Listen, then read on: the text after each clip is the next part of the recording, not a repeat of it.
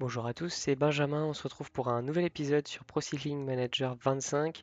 On est le 31 décembre 2026. La deuxième saison est terminée.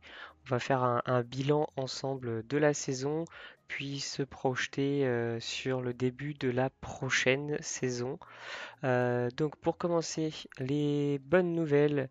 C'est que on a l'évolution du budget, le coq sportif augmente de 23,17%, ce qui correspond à une dotation de 107 000 euros supplémentaires pour 2027. Le Crédit Agricole augmente de 81 000 euros.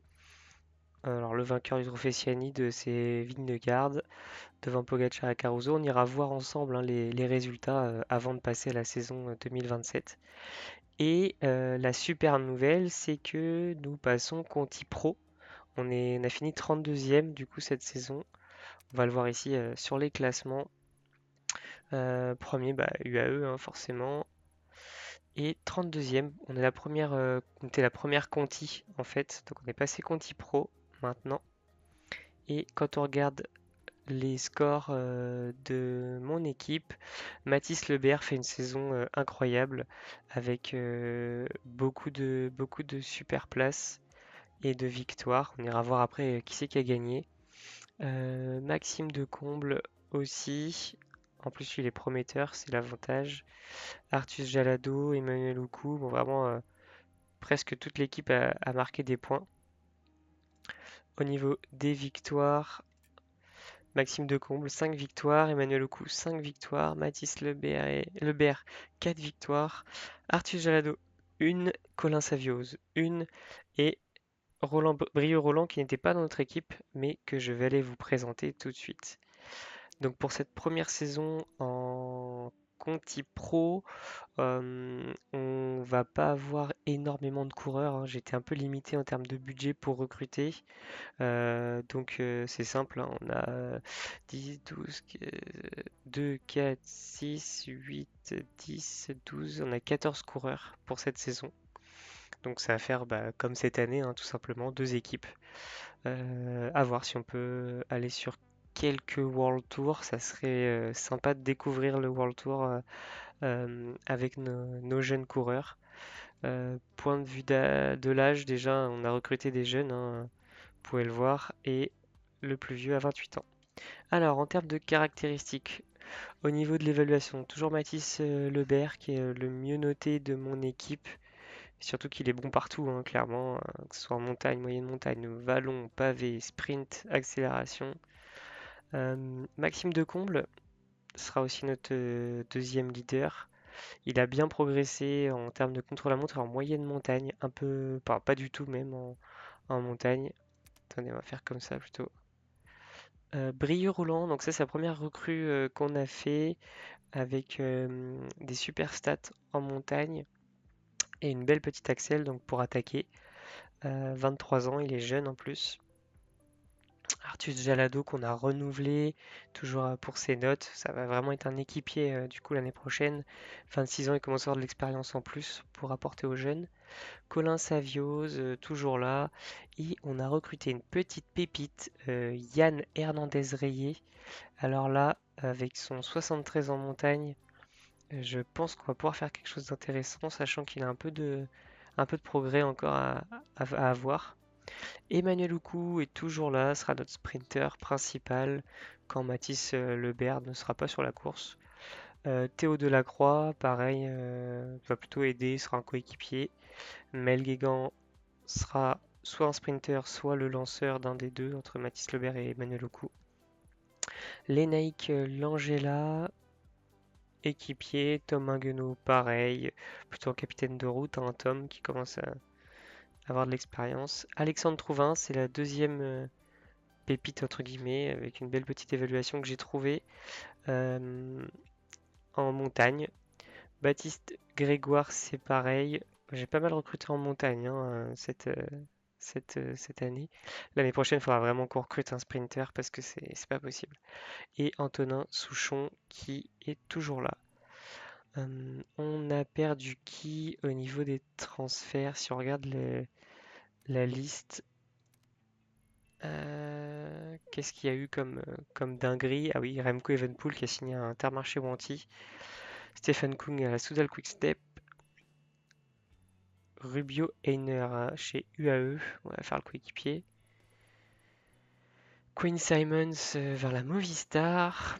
Qui c'est qu'il y a eu comme Nils Politt qui a signé à la Movistar aussi. Movistar c'est pas mal renforcé. Ilan Van Wilder, il a prolongé chez Peugeot. Peugeot qui est l'ancienne Arkea BNB. Voilà, hein, pour les principaux.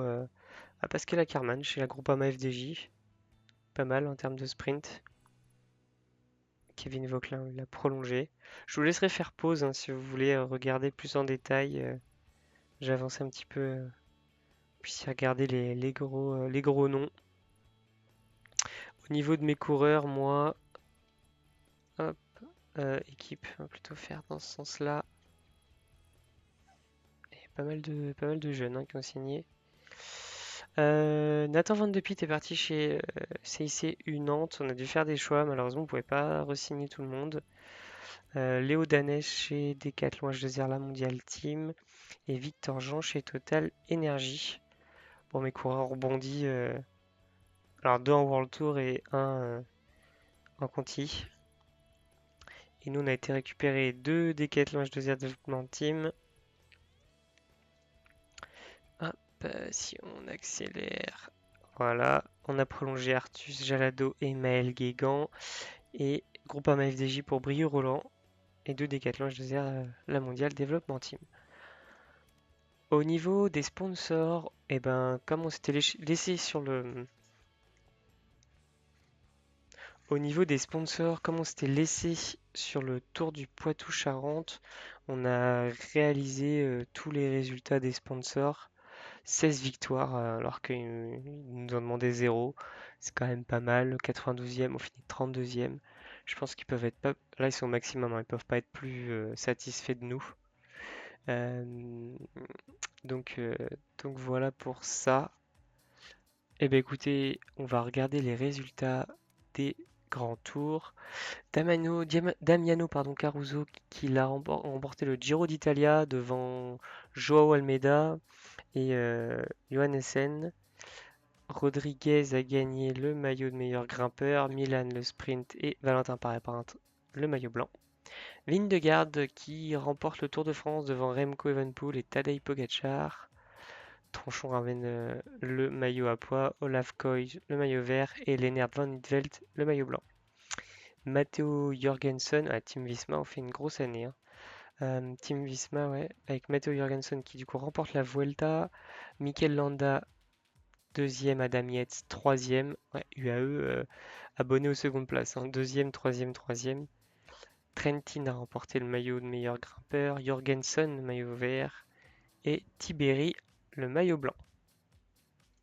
Au niveau des tours, Tobias Foss, Santos Tour Down Under, Almeida, Paris-Nice, Pogacar, Tirreno Adriatico, Vingegaard, Volta Ciclista Catalunya, Vingegaard, le Tour du Pays Basque, Pogacar, Tour de Romandie, Vingegaard, Critérium du Dauphiné, Pogacar, Tour de Suisse, Marco Brenner, Tour de Pologne et Pogacar, le Réni 8 Tours. Bon, Pogacar n'a pas gagné de grand tour, mais il a quand même gagné pas mal de tours. Hein. Au niveau des championnats du monde et championnats d'Europe, Pogacar champion du monde devant Van Gils et Joao Almeida. Remco encore champion du monde contre la montre devant Van Aert et Magnus Sheffield. La course en ligne est pour Philipsen devant Olaf Koij et Jonathan Milan. Le contre-la-montre, encore une fois, Remco Evenepoel devant Ghana et Van Aert. Champions nationaux. Donc, bon, voilà, je ne vais pas les dire, vous faites une pause, vous regardez si ça vous intéresse. Les monuments. Jonathan Milan pour Milan-San Remo. Le Tour des Flandres pour Laurens Pitty. Paris-Roubaix pour Mats Pedersen. Pogacar fait 2, incroyable. Liège-Bastogne-Liège pour Vingegaard. Et le Tour de Lombardie pour Pogacar. Les autres classiques. Pogacar qui remporte encore 4 courses. Je me demande bien combien il peut avoir de... Il n'a pas gagné toutes les Ardennes cette fois-ci. Geno Bergmoz a gagné l'Amstel. Il a combien de victoires sur sa saison, Pogacar? 35 victoires, 75 jours de course. Pouh, c'est vraiment impressionnant. Tu regardes ses résultats.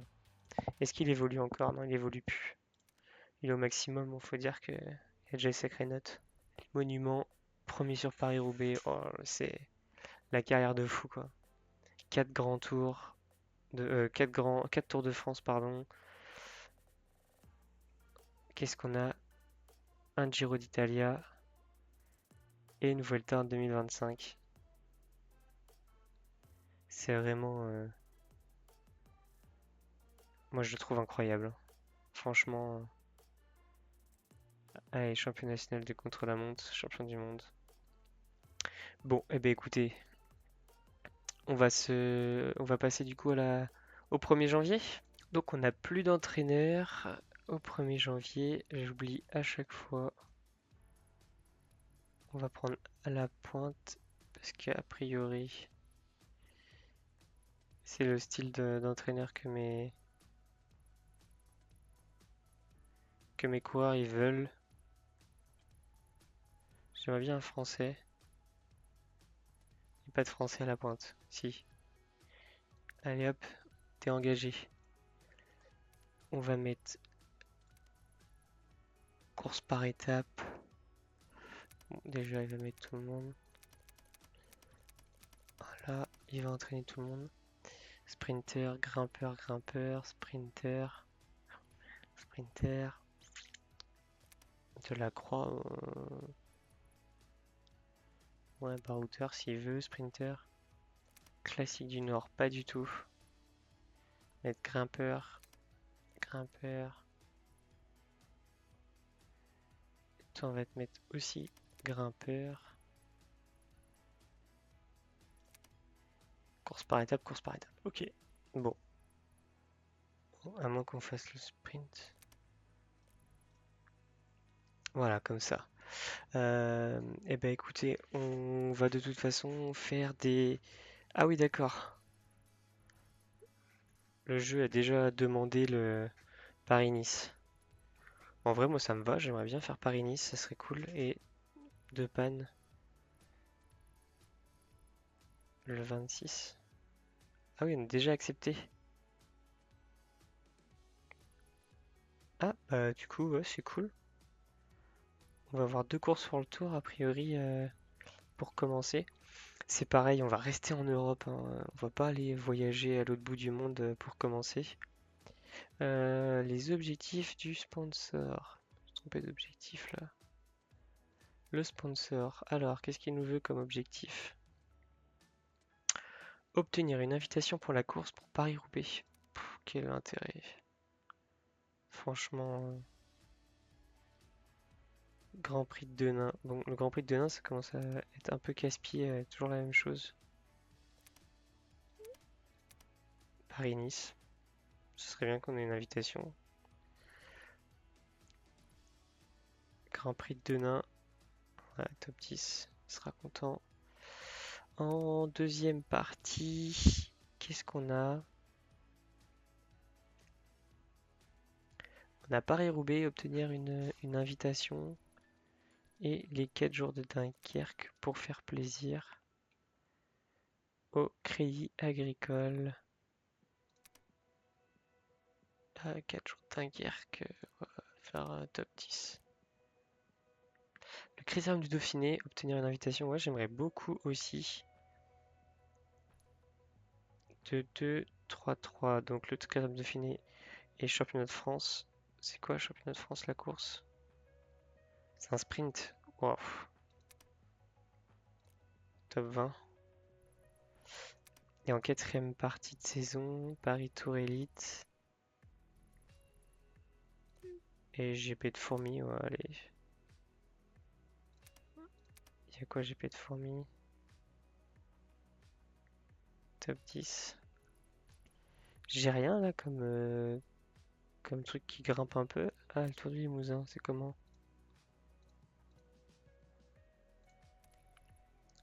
Je vais enlever Paris Tour Elite. Je vais mettre le Tour du Limousin en 4ème partie. Vu les coureurs que j'ai, Tour du Limousin,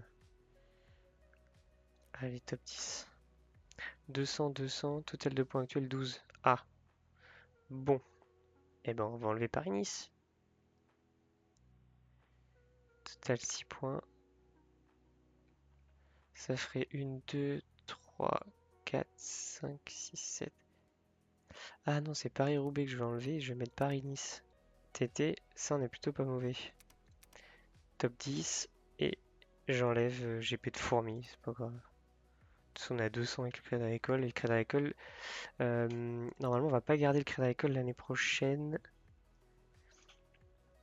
Ouais, 813 000, il va falloir qu'on trouve un co-sponsor. Peut-être même deux. Ouais, va falloir qu'on trouve un sponsor. Sinon, la baisse de budget va faire mal. C'est à Budapest cette année. Ouah, c'est tout plein, hein. Et au Danemark. On va aller demander les invitations tout de suite pour le Critérium du Dauphiné. Paris-Roubaix si tu veux. Critérium du Dauphiné, c'est plutôt ici. Ouais, c'est bon, c'est déjà demandé. Le Tour de France, je pense que c'est pas la peine. Pourquoi pas la Vuelta? Non, la Vuelta, on va pas faire de grand tour, c'est trop compliqué. On n'est pas prêt. Eh ben écoutez, on va rester là-dessus. On aura fait du coup le bilan et on aura commencé la prochaine saison.